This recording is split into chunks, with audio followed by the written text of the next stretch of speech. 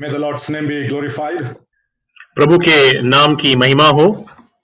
It's a great joy that we have come to the second session of this series. इस सत्र के दूसरी सभा में हम आ गए हैं और ये बड़े ही आनंद का विषय है। We have a major theme before us for our studies that we have been seeing from last week. Change me, Lord.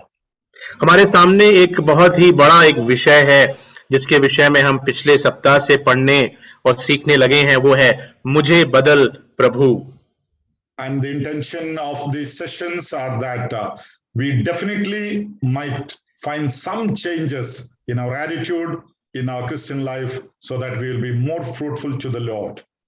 और इस सभा को करने का एक जो मनसा है वो यह है कि कहीं ना कहीं हमारा रवैया, हमारा जो मसीही एक जो जीवन है, चरित्र है, वो कहीं ना कहीं बदलाव का अनुभव करे।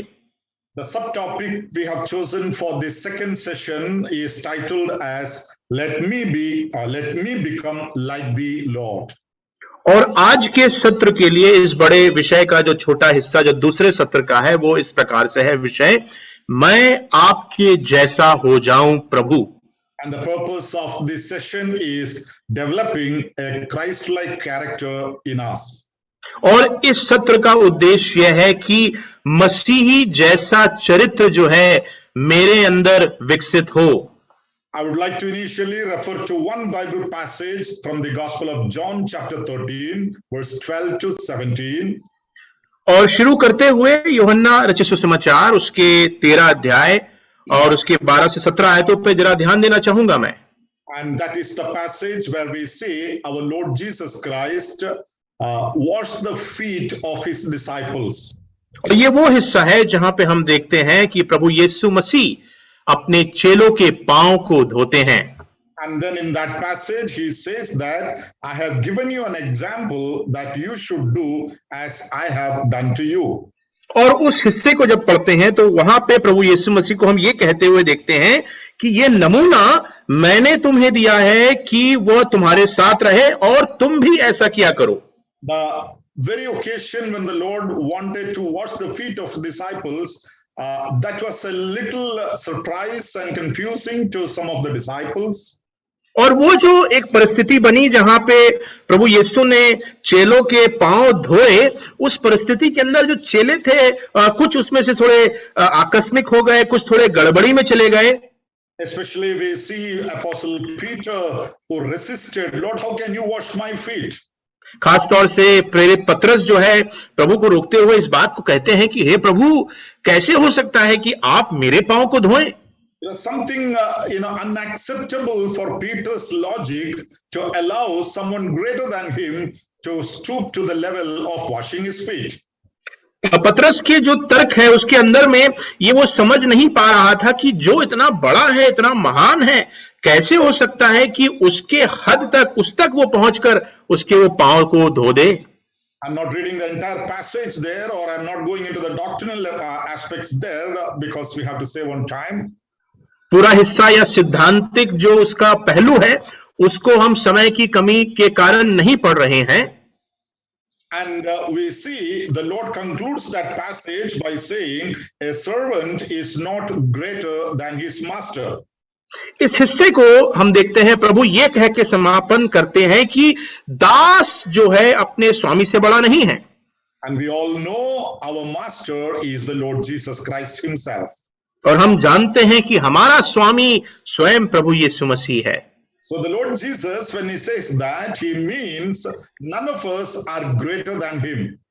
और जब प्रभु यीशु मसीह इस बात को कहते हैं तो हम इस बात को समझते हैं कि उनसे बढ़कर, उनसे बड़ा कोई और नहीं है। So if the master stoops to the level of washing the feet of his disciples, how much more should the disciples do so? तो अगर स्वामी जो है इस हद तक नीचे आ जाता है कि वह चेलों के पांव भी धोने के लिए तैयार है, तो किस हद तक चेलों को भी बदलना होगा। My dear brothers and sisters, let our prayer throughout this session from beginning to end be, let me become like the Lord.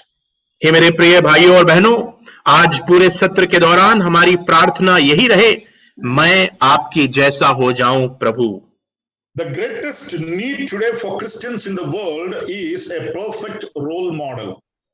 और एक आज के जीवन में जो बड़ी जरूरत है मसीहों की वो है कि हमारे सामने एक सिद्ध प्रेरणा का स्रोत हो। I want to be a good Christian. I want to be a practical Christian. But whom should I follow? मैं एक अच्छा मसीह होना चाहता हूं, मैं एक व्यवहारिक मसीह होना चाहता हूं, लेकिन मैं किसका अनुसरण करूं? We may find some people, some preachers, some teachers, some leaders in the Christian world who are very good example in certain areas. हो सकता है कि कोई शिक्षक, कोई प्रचारक हमें मसीही जगत में मिल जाए जो कुछ हिस्सों में, कुछ क्षेत्र में बड़े अच्छे हों, But they may be a failure in some other area. लेकिन कुछ अलग क्षेत्रों में वो विफलता या वो हार का कारण हो सकते हैं। Even Apostle Paul in one of his writings says that imitate me as I imitate Christ. और प्रेरित पौलुस अपने लेख में इस प्रकार से कहते हैं कि मेरी जो नकल उस प्रकार से करो जिस प्रकार मैं प्रभु यीशु मसीह की करता हूं। If at all you find anything in me which is not conforming to the attitude and character of Christ, do not imitate me in that. अगर मेरे अंदर कोई ऐसी बात तुम्हें दिखती है, कोई ऐसा रवैया दिखता है जो प्रभु यीशु मसीह के स्वभाव अनुसार नहीं है, तो उसका अनुसरण नहीं करना। That is how Paul concludes that area. और उस क्षेत्र को समझाते हुए इसी प्रकार से पौलुस समापन करता है। Yes, if we have to become like Christ, we have to work on ourselves and our attitude a lot more harder. और अगर हमें मसीह समान बनना है तो हमारे रवैये पर हमें बड़ी कठिन मेहनत करनी पड़ेगी। Yes, and the Lord has laid an example so that we may follow him. और इसको करने के लिए प्रभु ने स्वयं एक उदाहरण हमारे सामने पेश किया है कि हम उसका अनुसरण कर सकें। If we say, Lord, I want to become a servant, I want to serve everyone, but there is a question, how? हम कहते हैं कि हम प्रभु सेवा करना चाहते हैं, हम सेवक बनना चाहते हैं, लेकिन सवाल है कैसे? And the Lord says, like me. और प्रभु कहते हैं मेरे जैसे। How like you? आपकी जैसे कैसे? Just like what I'm doing to one another now. जिस प्रकार मैं एक दूसरे के साथ पेश अभी आ रहा हूं। And he instructed his disciples in chapter 13 and verse 14, you also do or follow this example as I have done to you. यूहन्ना 13 और उसके 14 में प्रभु यीशु मसीह जो है अपने चेलों को यह निर्देश देते हैं कि इसी उदाहरण को तुम भी अनुसरण करो या किया करो। Yes, let us become or try to become like him. आइए हम उसके समान होने की कोशिश या चेष्टा करें। When we try to become like the Lord, there is no stagnant point in our life. और जब हम प्रभु यीशु मसीह के समान होने की कोशिश करते हैं तो हमारे जीवन में कोई भी ऐसा समय नहीं होता जहां पे एक ठहराव आ जाता है। Because he is far above us. क्योंकि वो हम में से प्रत्येक के ऊपर है, बहुत ऊपर है। What does it mean? इसका क्या अर्थ है? Does it mean that he is too far above me that I can never become like him? क्या इसका अर्थ यह है कि वो इतना ऊंचा, इतना श्रेष्ठ है कि मैं उसके जैसा नहीं हो सकता? No, we got to be a little optimistic in taking this or understanding that question. इस सवाल को समझने के लिए हमें जो है और आशावान होने की जरूरत है। Instead of thinking he is far above me, I can never become like him. ऐसा सोचने की बजाय कि वो हम सबसे बहुत ही ऊंचा है और हम उसके समान नहीं हो सकते हैं, I can think I still have a scope to improve and change because he is still far above me. और लेकिन हम इसको इस प्रकार से सोच सकते हैं कि अभी भी हमारे अंदर बदलने के लिए कुछ न कुछ बात जरूर है, क्योंकि वो हमारे ऊपर है। And let me tell you, if we Christians become like Christ, that itself is the greatest evangelism we can present to this world. मैं आपको बता दूं, अगर हम मसीही अगर यीशु मसीह के समान बन जाएं, तो इस संसार को प्रस्तुत करने के लिए इससे बढ़कर और कोई सुसमाचार नहीं हो सकता। Actions speak louder than the words. जो शब्द है उससे बढ़कर जो आपका कार्य है वो बोलता है। And that is what the Lord Jesus Christ practically showed. और प्रायोगिक रूप से प्रभु यीशु मसीह ने इसी बात को हमारे सामने प्रस्तुत किया। Look at the teachings of our Lord Jesus Christ. क्या है प्रभु यीशु मसीह की शिक्षा? Simple stories, simple illustrations, which is so relevant to the common man's life. साधारण जो कहानियां हैं, साधारण से उदाहरण हैं, जो एक सामान्य मनुष्य के जीवन में बड़ा ही रोजमर्रा का लगता है। And that changed the lives of thousands and thousands of people. और इन बातों ने हजारों लोगों के जीवन को बदल दिया। Today we use highest possible vocabularies, we use all the available philosophies, and present still nothing is happening. आज के समय में हमारे पास हम जो हैं बड़े बड़े शब्दावलियों का प्रयोग करते हैं, बड़े बड़े दार्शनिक तर्क लेके आते हैं, लेकिन कुछ नहीं होता। Beloved, it is not in our wisdom, it is not in how we speak to others, but it all depends on how we conduct ourselves. भाइयों प्रियो, ये इसमें नहीं कि हम किस तरह से चीजों को बता रहे हैं, लेकिन ये जरूरी है कि हम कैसे अपने आप को प्रस्तुत कर रहे हैं। So let every one of us this evening be committed. Lord, make me more like thee. Even today, let there be a change in some area of my life. और इसलिए आज शाम की प्रार्थना यही हो कि प्रभु मुझे बदल और कुछ ऐसा क्षेत्र हो जहां पे मैं आपके समान हो जाऊं। When we come to decision making points, जब हम उन क्षणों पे पहुंचते हैं जहां पे हमें निर्णय लेने होते हैं, when we are at the crossroads deciding whether to the right or to the left, और हम चौराहे पे होते हैं कि भाई दाहिने जाएं कि बाएं जाएं, what decision or how do we take the decisions there? वहां पे हम निर्णयों को कैसे लेते हैं, क्या निर्णय लें? Just one question. एक सवाल, What would Jesus do? प्रभु यीशु मसीह उस समय पे क्या करते? If my Lord, my Master was here in this particular situation, what he would have done? अगर मेरा मालिक, मेरा स्वामी इस समय पे यहां पे होता इस परिस्थिति में, तो वो क्या निर्णय लेता? And the answer is do the same thing. और उत्तर यही है कि वही कार्य को आप भी करें। So let our prayer be, Lord, let me become like thee. इसलिए हमारी प्रार्थना आज यही हो कि हे प्रभु, मैं आपके जैसा बन जाऊं। Our personal lives will change. हमारा जो व्यक्तिगत जीवन है वो बदल जाएगा। Our family environment and the setup and the situation will change. परिवार का माहौल, परिवार की जो बातें हैं वो बदल जाएंगी। The dimension of our church and fellowship will change. हमारी कलीसिया और हमारे कलीसिया में जो संगति है उसका जो क्षेत्र, जो दायरा है वो बदल जाएगा। We have preachers, we have teachers, we have scholars, but how many we have just like Christ who will imitate Christ? और आज हमारे पास प्रचारक हैं, शिक्षक हैं, दार्शनिक लोग हैं, लेकिन कितने ऐसे हैं जो मसीह को प्रस्तुत करते हैं, उसकी नकल करते हैं। Let us look forward to change that we may become like Christ. आइए उस बदलाव की ओर देखें, प्रार्थना करें कि हम मसीह के समान हो जाएं। Now let me go into some areas of the Lord's attitude in facing various situations which we can imitate in our lives. और आइए अब हम कुछ उन बातों को, उन परिस्थितियों को प्रभु के जीवन से देखें कि कैसे उसके रवैये थे उन क्षेत्रों में, ताकि हम उन बातों को अपने जीवन में लागू कर सकें। Now, Christ is an inexhaustive, treasury. We cannot just complete it in an hours of talk. मसीह यीशु जो है एक ऐसा खजाना है जो कभी ना खत्म होने वाला खजाना है, और एक घंटे के इस शिक्षा में हम उसको समझा नहीं सकते। But very prayerfully, I have chosen some areas which I felt is relevant to us, where we can seek for a change. लेकिन बड़े प्रार्थना के साथ कुछ क्षेत्रों को मैंने चुना है जहां पे मैं समझता हूं कि हम इन बदलाव पे बात कर सकते हैं, देख सकते हैं। Number one, पहली बात, his attitude as a servant leader. एक सेवक अगुआ होते हुए उसका क्या रवैया था?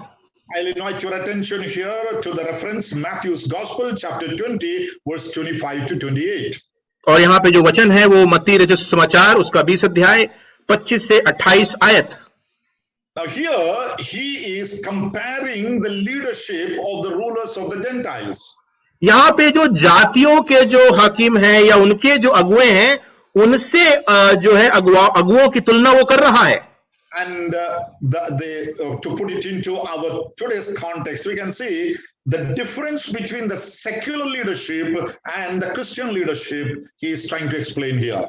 अगर इस बात को आज के परिप्रेक्ष्य में अगर हम समझने की कोशिश करें तो संसारिक अगुए और आत्मिक अगुए जो हैं उनके बीच का फर्क वो समझाने की कोशिश कर रहा है. There is a vast difference between the secular way of establishing the leadership and the Christian way of establishing the leadership. और जो अगुवाई है उसको लागू करने में बहुत फर्क होता है एक संसारिक नजरिए से और एक आत्मिक नजरिए से. Because the very understanding itself is different. क्योंकि यहां पे जो समझ ही जो है वो बहुत ही भिन्न है.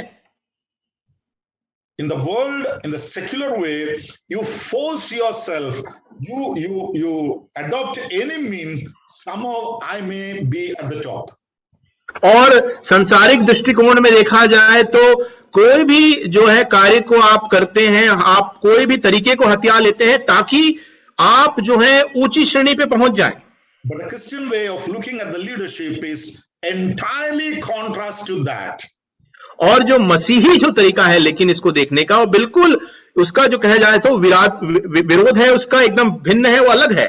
And the Lord Jesus Christ gave an example for that and told, now you do like this. और प्रभु यीशु मसीह ने ये उदाहरण हमें दिया और उसने कहा कि अब तुम ऐसा करो. And the Lord in this passage says, whosoever desires to be first among you, let him be your slave, your servant. और उसने ऐसा कहा यहाँ पे, जो तुम में प्रधान होना चाहता है वह तुम्हारा दास बने. The Son of Man did not come to be served, but to serve.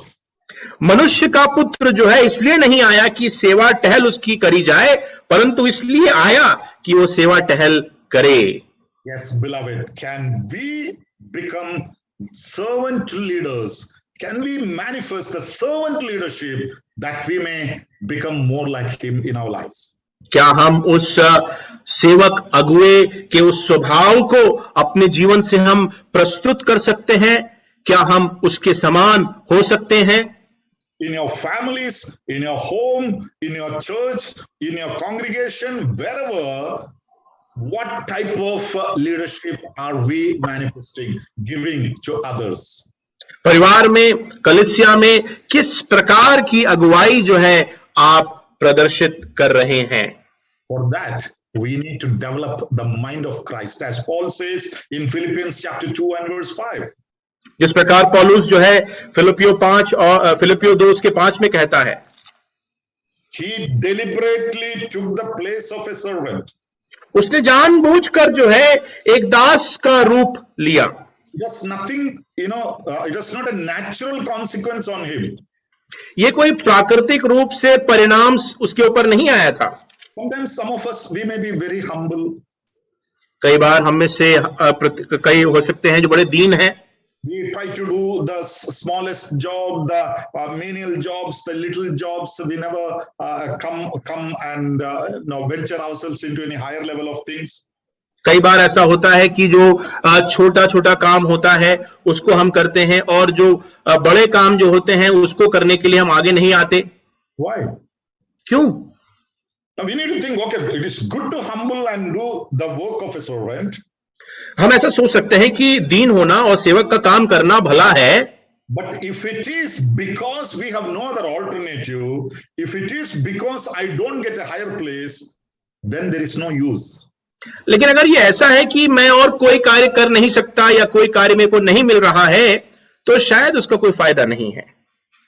He took the place of a servant deliberately, even though he had a higher position, even though he had a better position and ability, he deliberately humbled himself.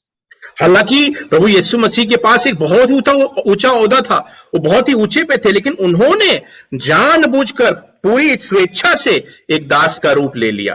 So that character of the Lord Jesus is inculcated into us only when we slide down or slip down from whatever existing positions we hold now. तो ये जो चरित्र है प्रभु यीशु मसीह का हमारे जीवन में तभी आ सकता है जब हम भी उन स्थानों से जहां पे हम हैं अपने आप को नीचे कर लें, Deliberately taking up the place of a servant. और जानबूझकर जो है दास का हम एक रूप ले लें. Today, let us say in our heart, make a commitment to the Lord. आइए अपने हृदयों में परमेश्वर के प्रति इस समर्पण को हम करें. Lord, thank you for placing me in whichever position I am now. प्रभु धन्यवाद उन स्थानों के लिए, कोई भी स्थान हो जहां पे आपने मुझे रखा है. As the Lord Jesus said, though he was God, he did not consider equality with God. और जैसा वचन में हम पढ़ते हैं कि वो प्रभु था, लेकिन परमेश्वर था, लेकिन उसने उसके तुल्य होने की बात को नहीं समझा. He humbled himself. उसने अपने आप को दीन किया. That way, let us humble ourselves from whatever we are, whether big or small, whatever position we have, a step below, willingly, deliberately, I will come down so that I may become more like the Lord.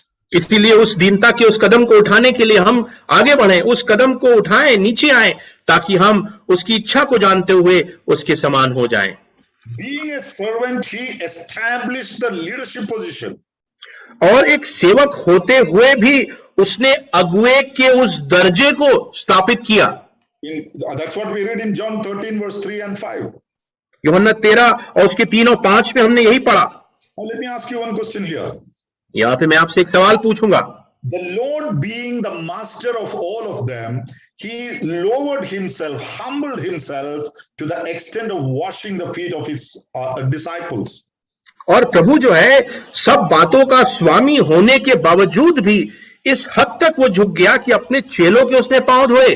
In fact, that is the work of a servant, a slave in the house, to wash the feet of the guests. और जो काम वहां पे किया गया, हालांकि वो काम जो है एक गुलाम का है, एक दास का कार्य है कि जो वहां पे मेहमान आ रहे हैं उनके पांव को वो धोए. What did he lose by doing that? ऐसा करके उसने क्या खो दिया? Did he become lower in his position? क्या वो अपने स्थान में नीचा हो गया? Did the people start looking down upon him because of that? क्या लोग उसको नीचा करके देखने लगे इस कारणवश? Did his disciples lose the respect they had towards him? क्या उनके चेलों का जो आदर सम्मान था प्रभु के प्रति, क्या वो जाता रहा? Beloved, many a time the fear we have is if we humble ourselves, we may lose our position. People may not respect us. We may not be enjoying just privileges what we are having. No, that is not how the Bible teaches. और कई बार ये भय हमारे अंदर होता है कि अगर इस प्रकार से हम दीनता को अपना लेंगे तो शायद हमारा सम्मान खो जाएगा, हमारा स्थान खो जाएगा. लेकिन प्रियो, ऐसा नहीं है. बाइबल हमें इस प्रकार नहीं सिखाता. Why? क्यों? The Lord knew whom he is serving. क्योंकि प्रभु जानते थे कि वो किसकी सेवा कर रहे हैं. In John's Gospel, chapter 4 and verse 34, he says, my food is to do the will of the one who sent me. यूहन्ना 4:34 में कहता है कि मेरा जो भोजन है वो ये है कि मैं उसकी इच्छा को पूर्ण करूं जिसने मुझे भेजा है. He has a purpose. He knew whom he is serving. उसके पास एक उद्देश्य था. वो जानता था कि वो किसकी सेवा कर रहा है. The will of the Father. परमेश्वर पिता की जो इच्छा है. When we think of becoming like Christ in our Christian missions or becoming like Christ in the service that we are doing, उस सेवकाई में, उस सेवा में हम जब सोचते हैं कि हम मसीह के समान हो जाएं, we need to know whom we are serving. तो हमें जानना जरूरी है कि हम किसकी सेवा कर रहे हैं. Even though we are serving the people around us, the members of our church or the rest of the members of family or anybody, frankly telling, the service is unto the Lord. हाँ, हालांकि ये तो है कि हम जो है कलीसिया के जो परिवार हैं उनकी सेवा कर रहे हैं, अपने इर्द गिर्द जो लोग हैं उनकी सेवा कर रहे हैं, लेकिन सचमुच में ये जो सेवकाई है ये परमेश्वर की ओर है. If we know him who has called us, we will be confident to move towards our goal. और अगर हमें इस बात का पूर्ण ज्ञान हो कि किसने हमें बुलाया है तो उस लक्ष्य की ओर हम बड़े भरोसे के साथ बढ़ेंगे. As he had this deliberate He took the deliberate place of a servant. और उसने जानबूझकर उस सेवक का स्थान ले लिया। Now, secondly, we see his attitude in relating to his disciples. अब इस श्रृंखला में दूसरी बात यह है कि उसको जो उसके शिष्य थे उनके साथ जो संबंध रखने में उसका रवैया कैसा था। If you refer to John's Gospel, chapter 15, verse 13 to 15. यूहन्ना का सुसमाचार 15 अध्याय 13 से 15 आयतों को जब हम पढ़ते हैं, There he is talking of how he related with his disciples. तो वहां पे हम देखते हैं कि प्रभु यीशु मसीह ने अपने शिष्यों के साथ किस प्रकार से संबंध रखा। Who are these disciples here? ये चेले यहाँ पे कौन है?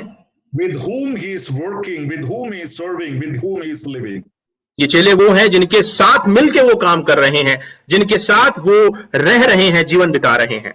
So what was his relationship with them, or attitude towards them in relating with them? तो प्रभु यीशु मसीह का जो जीवन संबंध उनके साथ कैसा था, उनका रवैया, उनका तौर तरीका उनके साथ कैसा था। In this passage he says, I don't call you as servants, I call you as friends. तो यहाँ पे इस हिस्से में जब हम पढ़ते हैं तो हम देखते हैं प्रभु यीशु मसीह कहते हैं उनसे कि मैं तुम्हें दास कह के नहीं बुलाऊंगा, मैं तुम्हें मित्र करके बुलाऊंगा। Disciples were always the part of his life when he was doing his ministry. जब वो अपनी सेवकाई को कर रहे थे तो चेले जो थे उनके जीवन का हिस्सा थे। The entire period of his public ministry he spent with them, associating and interacting with them. और सामूहिक जीवन में जो सेवकाई उन्होंने की, लोगों के सामने हर समय चेलों के साथ मिलके की, वो चेलों से जुड़े थे, उनसे बात करते रहते थे। He even opened up the deepest concerns of his heart and shared it with these people who are with them. और प्रभु यीशु मसीह ने अपने जो जीवन की जो गहरी चिंता है हृदय की, वो भी उन लोगों के साथ खुले में बांटी। My brothers, let us think of those brethren with whom we are working. और मेरे भाइयों, आइए हम उन लोगों के विषय में सोचें जिनके साथ मिलकर हम सेवा कर रहे हैं। We say we are the members of one body. हम कहते हैं कि हम एक देह के हिस्से हैं। We say we are the members of the same church, members of the same fellowship. We work together. हम कहते हैं कि हम एक ही कलीसिया के सदस्य हैं, हम एक ही जो शरीर उसके हिस्सा है और हम एक साथ सेवकाई करते हैं। And we evangelists sometimes call ourselves as co-workers. That means working together. और जो हम प्रभु के दास लोग हैं, हम इस प्रकार से कहते हैं कि हम सहकर्मी हैं, हम एक साथ मिलकर सेवकाई कर रहे हैं। If we need to become more like Christ, we should have the same attitude that Christ had towards his disciple with our brethren with whom we are working. और अगर हमें वो रवैया होना जरूर है तो ये जरूरी है कि वही रवैया हो जो प्रभु यीशु मसीह का अपने चेलों के साथ था। How did he relate with them? आप उनके साथ कैसे संबंध रखते हैं? He called them friends and not servants. वो उन्हें मित्र कह के बुलाते थे, ना कि दास। That term friends represents the intimacy that he has with these people. ये जो शब्द मित्र है वो उस घनिष्ठ संबंध को प्रदर्शित करता है जो प्रभु यीशु मसीह का उन चेलों के साथ था। Between friends there is no secrets. और दोस्तों के बीच में कोई गुप्त बात नहीं होती, कोई रहस्य नहीं होता। Let me just quote a little out of the way. थोड़ा सा बाहर जाके समझाना चाहूं मैं। If you can think of your close friend. अगर आप अपने सबसे घनिष्ठ मित्र के विषय में सोचें, He may not be your relative. हो सकता है आपका संबंधी ना हो, But we are so close friends. लेकिन हम इतने घनिष्ठ मित्र हैं, We have so much confidence in them. और हमारा उन पे इतना अधिक भरोसा है। Think about the level of our communication with them. उनके साथ जिस तरह से आप संवाद करते हैं उसके बारे में जरा सोचिए। Everything, there is no secret. Everything we open with them, isn't it? और हम उनके साथ जो है हर एक बात को खुले से जो है बांटते हैं, कोई रहस्य नहीं है, ऐसा नहीं होता है। Even the things that we don't share with our own wives or husbands or children or parents, we share with our friends often. कई बार ऐसा भी होता है कि कुछ ऐसी बातें जो पति पत्नी और अपने परिवार के सदस्यों के साथ हम नहीं बांटते, ऐसे मित्रों के साथ बांटते हैं। Why? क्यों? That is the intimacy and the confidence the friends have among them. वो इसलिए होता है कि कुछ मित्रों के साथ ऐसी घनिष्ठता होती है और ऐसा यकीन और भरोसा होता है। There your social status is of no use. It doesn't come into the picture. वहां पे जो आपका सामाजिक जो स्थान है या स्तर है वो उस चित्र में आता ही नहीं, उसकी कोई प्रयोगी बात है ही नहीं। That is why the Lord says, "You are my friends, you are not my servants." इसीलिए प्रभु कहते हैं कि तुम मेरे मित्र हो और मेरे दास नहीं हो। You want to become like Christ? मसीह के समान होना चाहते हैं? Treat your brethren, the people with whom you are working, the people in your church, the people in your fellowship, just like Christ treated his disciples. अपने लोगों को, अपने भाइयों को, अपने कलीसिया के सदस्यों को उसी प्रकार से उनके साथ संबंध रखें जिस प्रकार से प्रभु यीशु मसीह ने अपने चेलों के साथ किया। Do we have reservations with one another? क्या ऐसा करने के लिए, क्या हम एक दूसरे के साथ ऐसा करने के लिए हमारे दिन में कोई रुकावट है? Yes, we have. I admit that. हाँ, मुझे पता है ऐसा होता है, मैं इसको मानता हूं। Some barriers, some hitching things. Now, something that we cannot go beyond a certain limit. हाँ, कुछ ऐसी बातें हैं, कुछ रुकावटें हैं जो हमें रोकती हैं, हम उसके आगे नहीं बढ़ सकते। But let us pray and change ourselves. Lord, let me become like thee. लेकिन आइए हम प्रार्थना करें और कहें कि हे प्रभु, मैं आपके जैसा बनना चाहता हूं। Let these mental barriers and prejudice which stops me from relating with my brethren be done away. Let me love them as my friends, like Christ loved his disciples. ये पूर्व धारणाएं, ये जो मेरे मन की जो रुकावटें हैं, ये सारी जाती रहे ताकि मैं जिस प्रकार मसीह ने चेलों से प्रेम किया, मैं अपने लोगों से कर सकूं। He provided for them in their needs.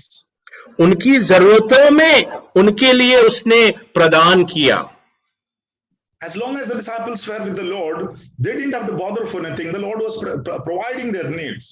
जब तक चेले प्रभु यीशु मसीह के साथ थे, चेलों को किसी भी चीज की जरूरत की जो है चिंता करनी नहीं पड़ी, प्रभु मुहैया कराते थे।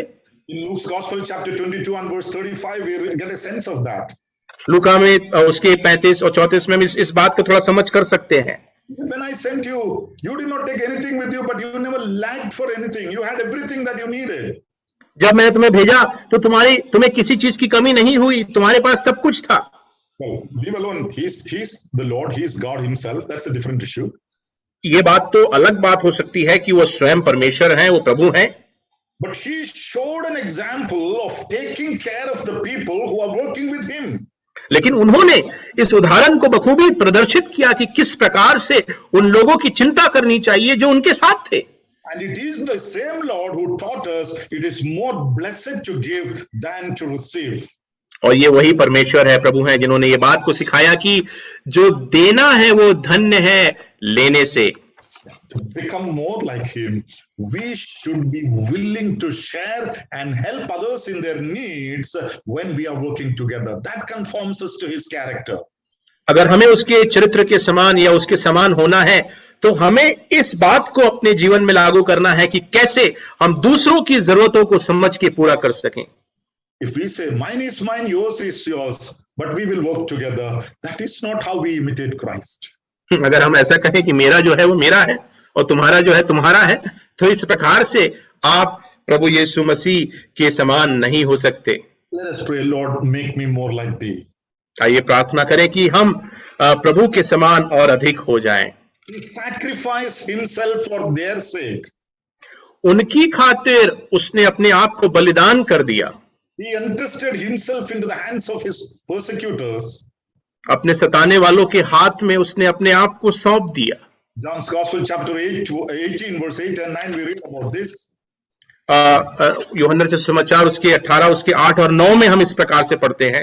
How he cared for his disciples and sacrificed himself to save them or spare them. और किस प्रकार से उसने अपने चेलों के विषय में चिंता की और उनको बचाने के लिए अपने आप को दे दिया। They were all together. वो सब साथ में थे। When they came to the soldiers came to arrest him, he said, "You're looking for me, then take me. Leave these people, don't touch them." जब वो सैनिक आए प्रभु यीशु मसीह को गिरफ्तार करने के लिए, तो उन्होंने कहा कि तुम मुझे ढूंढते हुए आए हो, मुझे ले जाओ, इनको छोड़ दो। He had that protecting attitude. He was willing to sacrifice himself for their sake. प्रभु यीशु मसीह के अंदर वो सुरक्षा प्रदान करने वाला एक रवैया था। वो तैयार था कि वो अपने आप को बलिदान कर दे दूसरों के खातिर। His attitude of relating with his disciples. अपने चेलों के साथ जुड़ने का जो रवैया था वो इस प्रकार का था। Let us pray, Lord, make me more like thee in relating with one another. आइए प्रार्थना करें हम भी कि प्रभु मुझे भी एक दूसरे के साथ जो है संबंध रखने में अपने जैसा बना। Let me come to the third attitude of Christ. और तीसरा जो रवैया है जो मसीह का, उसमें जब हम आते हैं, His attitude in relating with his persecutors. उसका उसके सताने वालों के साथ कैसा रवैया था संबंध में। If you read the passage, Matthew's Gospel, chapter 5, verse 43 to 46. इस हिस्से को जो हम पढ़ते हैं मत्ती रचित सुसमाचार 5 अध्याय 43 से 46, This is the place where the Lord taught to love your enemies. ये वो हिस्सा है जहां पे प्रभु यीशु मसीह ने सिखाया कि अपने बैरियों से आप प्रेम करें। How beautifully explains that. Love your enemies.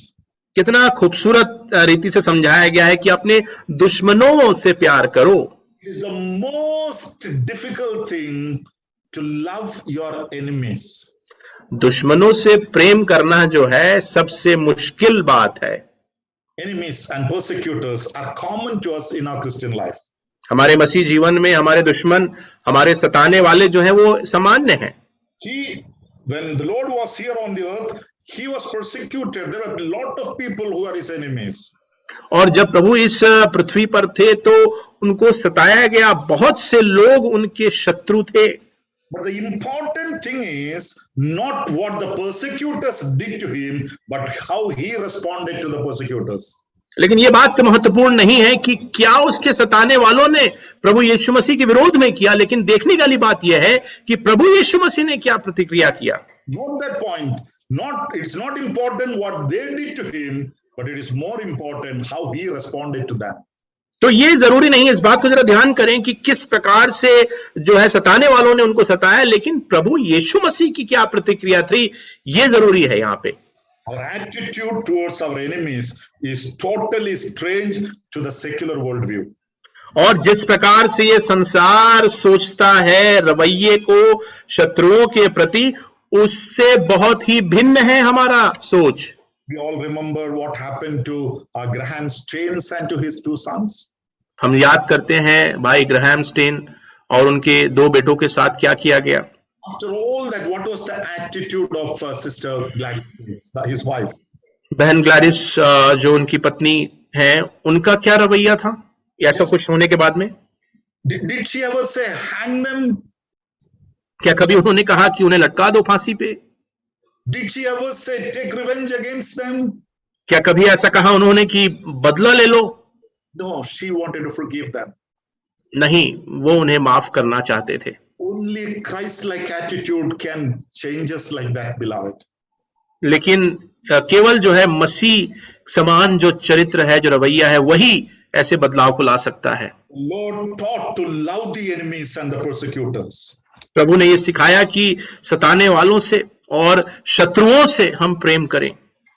He is compared to a lamb. और उसे जो है उसकी तुलना मेमने से की गई है। Lamb is the representation of humility and innocence.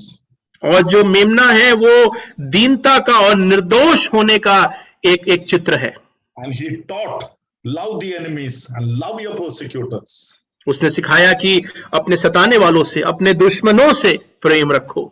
Beloved, we as Christians no doubt are going through persecutions. We can't even talk about that freely. इसमें कोई दोहराए नहीं है। प्रियो, विश्वासी होने के नाते हम सताव का सामना कर रहे हैं और सताव के विषय में हम बात भी नहीं कर सकते।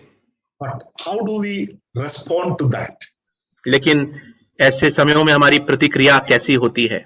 Just like Christ responded to his persecutors. जिस प्रकार से मसीह ने अपने सताने वालों को प्रतिक्रिया किया। Even from the cross he was telling, Lord, forgive them. They do not know what they're doing. क्रूस पर से भी इस बात को वो कहते रहे कि प्रभु इन्हें माफ कर दे, ये नहीं जानते कि ये क्या करते हैं। Can we change to become like him to that level? क्या हम ऐसे बदलाव को ला सकते हैं कि उस स्तर तक, प्रभु यीशु मसीह के उस स्तर तक पहुंच जाए? He taught to love your enemies. उसने सिखाया कि हम दुश्मनों से प्रेम करें। He did not retaliate, instead entrusted everything to God who judges righteously.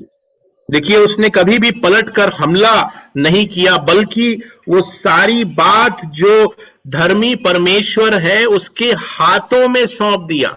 Peter says in 1 Peter chapter 2 verse 21 to 23, he never retaliated but entrusted everything into the hands of the one who judges righteously.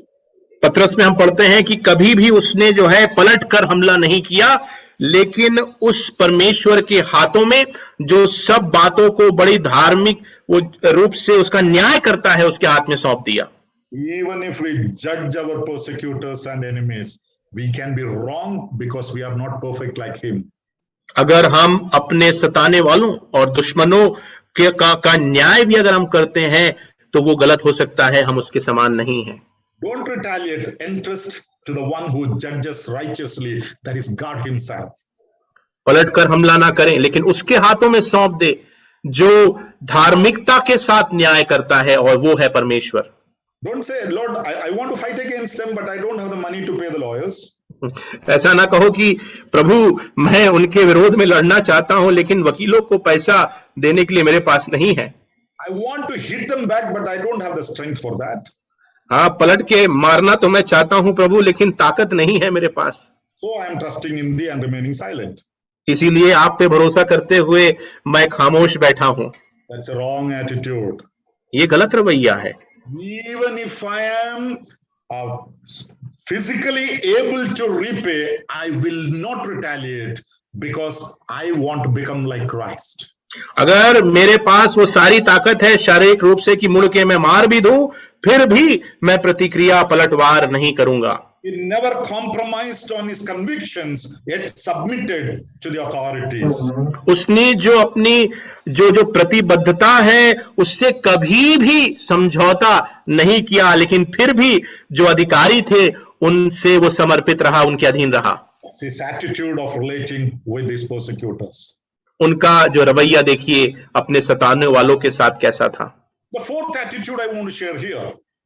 चौथी जो रवैये की बात मैं यहां पर बताना चाहूंगा, His attitude in relating to his family members. उसका रवैया अपने परिवार वालों के साथ संबंध रखने में। Luke's Gospel chapter 2 verse 51-52 gives us a little glimpse of his relation with his family. एक छोटी सी झलक हमें मिलती है लूका रचित सुसमाचार 2 अध्याय उसके 51 और 52 आयत में, जहां पे उसके परिवार के प्रति उसका क्या रवैया था, कैसे उसने उनके साथ संबंध बनाया। The Bible so clearly says that he lived in subjection to his parents. यहाँ पे बाइबल साफ बताता है कि अपने माता पिता के अधीनता में वो रहा। His earthly parents, he was subject to them, submissive to them. That's what the Bible says. Bible यहाँ पे बताता है कि जो उसके इस पृथ्वी पे जो माता पिता थे उनके प्रति सब बातों में वह समर्पित रहा। He had other siblings. उसके भाई बहन भी थे। He was born in an ordinary carpenter's family. एक सामान्य बढ़ई के घर में उन्होंने जन्म लिया था। He was different in himself, yet he was submissive to the family. अपने आप में वो भिन्न था, फिर भी वो परिवार के अधीन था। There is no doubt he is the son of God. He is from above. There is no doubt he is different in everything. वो हर बातों में भिन्न था, इस बात में कोई दो राय नहीं कि वो परमेश्वर का पुत्र है, वो स्वर्ग से आया है, इसमें कोई दो राय नहीं। But we never see him as a rebel at home. लेकिन कभी भी उसको घर में एक बलवा करने वाले के समान हमने नहीं देखा। How is our attitude in our families? हमारा रवैया परिवार में कैसा है? With our parents, with the rest of our family members? हमारे माता पिता के साथ, हमारे परिवार के दूसरे सदस्यों के साथ। I want to tell you here, Christ Jesus has given an example even in the earthly family life. और मैं आपको बताना चाहूंगा कि इस पृथ्वी पे पारिवारिक जीवन के लिए भी प्रभु यीशु मसीह ने इस उदाहरण को हमें दिया है। He fulfilled his obligations to his family. और जो भी उसकी प्रतिबद्धता अपने परिवार के प्रति थी उसको उसने पूर्ण किया। One of the example we see in John's Gospel, chapter 19, verse 26 to 27. यूहन्ना उसके 19, 26 से 27 में हम इसका एक उदाहरण देखते हैं। When he was on the cross, जब वो क्रूस पे था, his mother was there. उसकी माता वहां थी। He looked at one of his beloved disciples and said, "Just take care of her." और एक अपने प्रिय चेलों की ओर देखते हुए उन्होंने कहा कि माता का ध्यान करना। There would have been many others standing there. वहां पे बहुत सारे और लोग खड़े होंगे, But here is a woman, his earthly mother, and he says, even if I depart, she has to be taken care of. That is my moral obligation. तो वो यहाँ पे वो कह देखता है कि यहाँ पे वो स्त्री खड़ी है जो मेरी माता है। अगर मैं मर भी जाऊं, मैं चला भी जाऊं, तो मेरी ये नैतिक जिम्मेदारी है कि उसका ध्यान रखा जाए। What does it teach? क्या सिखाता है ये? Till today, I took care of my mother, the people, the dependents in my family. Now you take care of them because I am going. अभी तक मैंने इनकी चिंता की, अपने परिवार की, अपने माता पिता की जो मुझ पे आश्रित थे। अब मैं जा रहा हूं, अब तुम इनकी चिंता करो। What is our attitude to our family members? हमारा रवैया हमारे परिवार के प्रति क्या है? Lord, let me become like thee. प्रभु, मैं आपके समान हो जाऊं। He loved his spiritual brethren at par with his family. उसने अपने आत्मिक भाइयों को उसी स्तर से प्रेम किया जिस तरह से वो परिवार से प्रेम करता था। I want to tell you one thing. मैं एक बात बताना चाहूंगा, Only the person who loves and respects the members of his own family can respect the people in his church and his fellowship. वो व्यक्ति जो अपने परिवार के लोगों से प्रेम कर सकता है, आदर कर सकता है, वही व्यक्ति कलीसिया के लोगों से और कलीसिया के भाई बहनों से प्रेम और आदर कर सकता है। Matthew's Gospel, chapter 12, verse 47 to 50, when we read. और मत्ती 12 उसके 47 से 50 को जब हम पढ़ते हैं तो हम यहाँ पे इस बात को देखते हैं। What is the Lord telling there? यहाँ पे प्रभु क्या कह रहे हैं? Who are my mother? Who are my brothers? The ones who do the will of my Father. मेरी माता, मेरे भाई कौन है? वो वही हैं जो परमेश्वर पिता की इच्छा को पूरा करते हैं। What he's trying to communicate there is, I love my father, mother, and my brethren at home the same way I love those who are with me and who do the will of God. और वो यहाँ पे कहना चाहते हैं कि मैं उनसे यानी कि अपने परिवार वालों से उसी प्रकार प्रेम करता हूं जिस प्रकार से अपने जो हमारे जो लोग हैं, जो जिनके साथ मैं चलता फिरता हूं, उनसे परमेश्वर की इच्छा को पूर्ण करने के लिए प्रार्थना करता हूं। Timothy chapter 5 verse 1 and 2 we read, treat older men as your fathers, older women as your mothers, younger men as your brothers, younger women as your sisters. Can you see the family relationship coming into the church relationship? और तीमुथियुस में किस प्रकार से हम देखते हैं कि वो संबंधों को लेके आता है, छोटे भाइयों को, बहनों को, और इस प्रकार से कलीसिया के अंदर संबंध के विषय में वो दर्शाता है। Only if we respect our fathers, we can respect the elderly people in our church. Only if we respect our mothers, we can respect the elderly women in the church. Only if we love the younger people, we can love the younger ones in the church as our brothers and sisters. अगर हम अपने पिता से प्रेम कर सकेंगे तभी हम जो बुजुर्ग हैं हमारे कलीसियाओं में उनसे प्रेम कर पाएंगे। अगर हम अपने माता से प्रेम करते हैं तो सचमुच में तभी हम जो वृद्ध महिलाएं, माताएं हैं हमारी कलीसियाओं में उनसे प्रेम कर पाएंगे। अपने बच्चों से अगर हम प्रेम करें तभी हम जवानों से कलीसिया में प्रेम कर पाएंगे।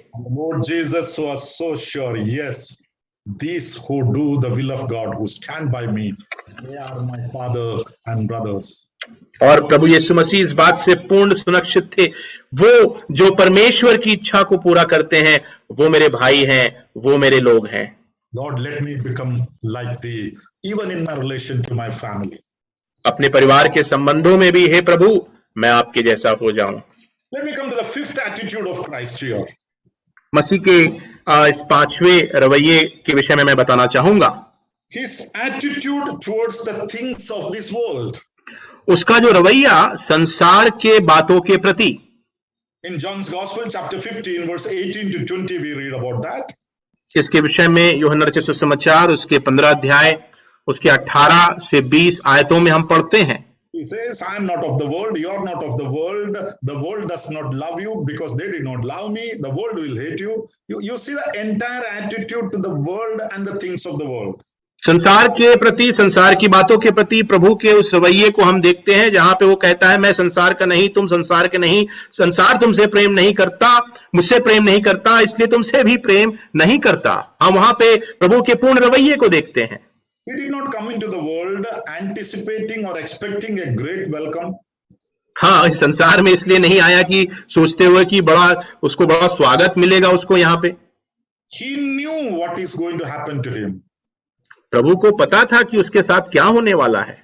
And what did he tell his disciples when he was sending them? और चेलों को भेजते समय प्रभु यीशु मसीह ने क्या बताया उनको? I'm sending you like lambs among the wolves. और एक जो लोमड़ी है उनके बीच में मेमनों को मैं भेज रहा हूं, तुम मेमने हो। He knew how he is going to send us. वो जानता था कि कैसे वो हमें भेज रहा है। But today, if this world has become our home and if that has become our commitment, अगर आज ये संसार हमारा घर और समर्पण हो गया है, बन गया है, he was able to love the people of the world but not the world. हाँ, तो वो इस संसार के लोगों से प्रेम कर सका, संसार से नहीं। He was able to love the sinners but not the sin. वो पापियों से प्रेम कर सका लेकिन पाप से नहीं। Yes, the word of God so clearly explains the difference between the world and the things of the world, sin and the sinners. संसार और संसार की बातों की जो भिन्नता है उसको वचन कितना साफ बताता है, और पाप और पापियों के बीच में फर्क को कितना साफ वचन हमें बताता है। Being in the world, he maintained the separation from the world. संसार में रहते हुए भी उसने संसार से एक अलगाव को बनाए रखा। In his prayer in John's Gospel chapter 17, he says that they are not of the world. I have chosen them out of the world, but they are still in the world. यूहन्ना 17 की प्रार्थना में वो कहता है कि वो संसार के नहीं है, मैंने संसार से उन्हें चुन लिया है, संसार से मैं निकाल लिया है। 33.5 years he was in the world, but he was never of the world. 33.5 वर्ष वो संसार में रहा लेकिन संसार का नहीं था। Today we Christians, the believers, we are in the world, but ask a question to ourselves, are we of the world? और आज हम मसीह जो संसार में हैं, इस सवाल को आप पूछे अपने आप से, क्या आप संसार के हैं? He boldly addressed the wrong things he saw in the world. और बड़ी निडरता के साथ उन गलत बातों को उसने संबोधित किया जो उसने उस संसार में देखा। He was very mild, but he never compromised on things against the law. हाँ, वो अपनी बात में निर्मल और नर्म तो था, लेकिन संसार की बातों में समझौता उसने नहीं किया।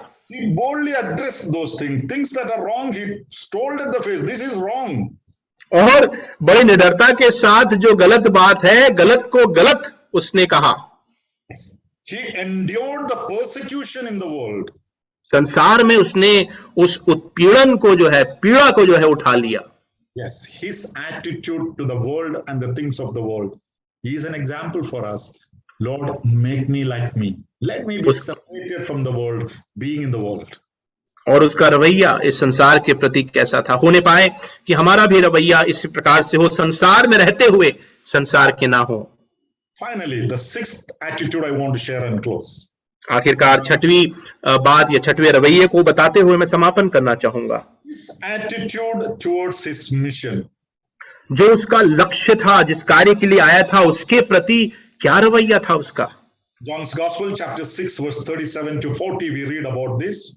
और यूहन्ना सुसमाचार 6 उसके 37 से 39 आयत में हम इस बात को पढ़ते हैं। He says, I have come to fulfill and complete the will of the one who sent me. वो कहते हैं कि मैं उसकी इच्छा को पूर्ण करने आया हूं जिसने मुझे भेजा है, भेजने वाले की। He knew the purpose for which he has come, the mission ahead of him. उसके आगे जो कार्य था, उसके उस उद्देश्य को वो बखूबी समझता था। That is why he said, my food is to do the will of him who sent me and to finish the work. और इसीलिए उसने कहा कि मेरा भोजन जो है मेरे भेजने वाले की इच्छा को पूर्ण करना है। Every move of his life was towards the fulfillment of the mission that was before him.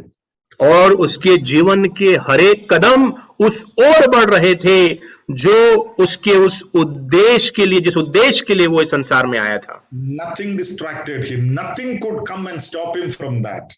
और उस बात से, उस लक्ष्य से कोई भी बात उसे पथभ्रष्ट ना कर सकी, उसको वहां से हटा ना सकी. He was sure of the mission that was to be completed by him. और वो पूर्ण रूप से उस लक्ष्य को समझता था, उसको जानता था कि उसे क्या करना है. I want to tell you, my brethren, this evening, मेरे भाइयों, मैं आपको ये बताना चाहूंगा, all in Christian service in one way or other way. हम सब एक और दूसरे प्रकार से मसीही सेवा करते हैं. But are you sure of the specific ministry that is given to you? लेकिन क्या उस खास सेवकाई को आप बखूबी जानते हैं जो व्यक्तिगत रूप से आपको दिया गया है? Know that, learn that, understand it from the Lord. Then only you can march towards the goal. जानिए, समझिए, प्रभु से उसको आप समझने की कोशिश करिए, तभी आप उस लक्ष्य की ओर अग्रसर हो पाएंगे. His comforts were not a stumble to his mission. उसकी जो सुख सुविधाएं जो थी उसके लक्ष्य के लिए ठोकर का कारण न बन सके. Nothing stopped him. He says, Son of Man has no place to lay his head. कोई भी बात जो है उसको रोक ना पाई. उसने कहा, मनुष्य के पुत्र के पास सर छुपाने का स्थान नहीं है. He was not a rich person. वो कोई धनी व्यक्ति नहीं था. But nothing stopped him. His comforts did not stop him. The resources did not stop him from moving towards his goal. कोई भी आराम उसको उसके उद्देश्य तक पहुंचने से ना रोक सके. Now, how about our missions today? What is our attitude to our mission today? आज हमारा रवैया कैसा है हमारे उस सेवा के प्रति, उस लक्ष्य के प्रति? I want to tell you, if you are sure of your mission and the ministry you are doing, nothing can stop you. अगर आप इस बात से सुनिश्चित है कि आपकी सेवकाई क्या है और आपको कहां जाना है, कोई भी बात आपको रोक नहीं पाएंगी. That is the example the Lord Jesus has laid for us. हमारे लिए इसी उदाहरण को प्रभु यीशु मसीह ने दिया. He paid the ultimate price to accomplish his mission. उस लक्ष्य को पूर्ण करने के लिए उसने अंतिम कीमत चुका दी. Laying his life to complete his work. उस कार्य को करने के लिए अपने जीवन को उसने दे दिया. When did he say it is finished? जब उसने कब उसने कहा कि ये पूर्ण हो गया, पूरा हुआ? From the cross. और क्रूस से उसने कहा. He said it is finished from the cross. क्रूस से उसने कहा पूरा हुआ. I want to tell you, you and me are not done with our ministry until the last breath of our life. मैं कहना चाहूंगा कि जीवन की आखिरी सांस तक हमारे काम पूरे ना होंगे. Even if you are in the sick bed, God is communicating through you when people come and see you there. चाहे आप बीमारी के बिस्तरे में पी पड़े रहें, तो उस क्षण में भी प्रभु आपके द्वारा उन लोगों से बात करता है जो आपसे मिलने आते हैं. This is a ministry which has no retirement at all. यहाँ पे ये वो सेवा है जहां पे सेवा निवृत्ति की तो बात होती ही नहीं है. A day may come when we are not practically able to do several things. We may be under rest, but still God is working through us. हो सकता है एक समय ऐसा आएगा कि शारीरिक रूप से जो है हम कार्य करने में सामर्थ्य ना होंगे, लेकिन फिर भी हमारे द्वारा प्रभु कार्य करेगा. He knew the mission he is doing. That was his attitude towards his mission. उसके उस सेवा के प्रति उसका रवैया ये था कि वो बखूबी जानता था कि किस कार्य को उसे करना है. Even in our mission work, let us become like him. हमारी सेवकाई के कार्य में भी आइए हम उसके समान हो जाएं. Let our prayers be, Lord, let me become like thee. आइए हमारी प्रार्थना ये हो कि हे प्रभु, मैं आपके जैसा हो जाऊं. Let the people see Christ through our lives today. और लोग जो है हमारे जीवन के द्वारा मसीह यीशु को देखें. More than what they hear from us, let them see our life and understand this is how Christ was. इससे बढ़कर कि क्या वो हमसे सुनते हैं, लेकिन हमको देखते हुए उस मसीह को वो जान सके. Let our prayer be, Lord, let me be like thee. हमारी प्रार्थना ये हो, मैं आपके जैसा हो जाऊं प्रभु। May his name be glorified. Thank you for this time. God bless you all. प्रभु के नाम की महिमा हो और धन्यवाद इस समय के लिए।